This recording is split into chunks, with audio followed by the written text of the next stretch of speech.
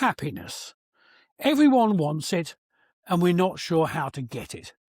So what is the secret of happiness? Well, a good place to start and look for answers is the World Happiness Report, which ranks 140 plus countries based on their citizens' responses to questions about their life satisfaction. This always makes interesting reading, although, to be fair, it's rather predictably Finland that always seems to come out on top. So this then begs the question, if Finland's on top, what makes them so happy?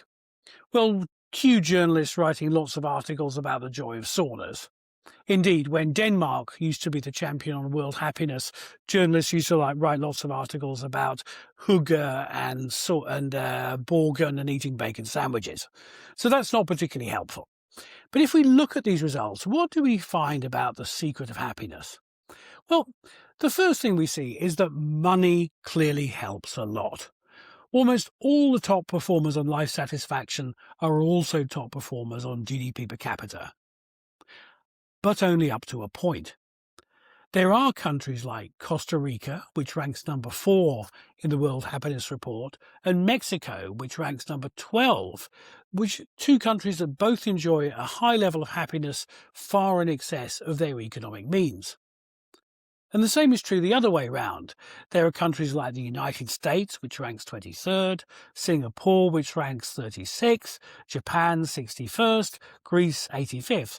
All of them are more miserable than their bank accounts should suggest they should be. Some of the differences between wealth and happiness can be explained by social progress. All the Northern European countries that dominate the happiness rankings are rich, but also have high levels of social progress. The US, on the other hand, doesn't convert its wealth into social progress very well and is relatively unhappy. Whereas Costa Rica isn't so rich, but is very good at producing social progress and is very happy indeed. The case of Singapore can actually help us narrow it down even further, because Singapore has very high GDP, it also has very high social progress, but is relatively weak in its performance on opportunity within the Social Progress Index, which is also an area where Costa Rica does particularly well. So there seems to be evidence that opportunity is linked to life satisfaction and happiness. And indeed, there's empirical evidence to support this as well.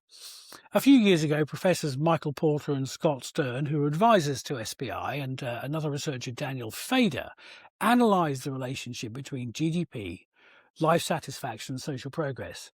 And they found that the things that make up the opportunity dimension of the Social Progress Index do seem to have an independent, positive impact on life satisfaction. It seems that we need rights and freedoms to be truly happy. There's a link to the paper down below.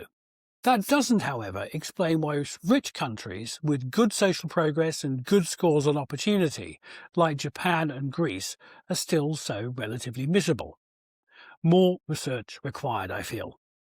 But in the meantime, just take a bacon sandwich, go and sit in the sauna, and I'm sure you'll feel a lot better. Thanks for watching. Do like and subscribe. There'll be more of these. And if you've got ideas about themes or issues you'd like us to explore using Social Progress Index, do let us know. Thanks again. Bye-bye.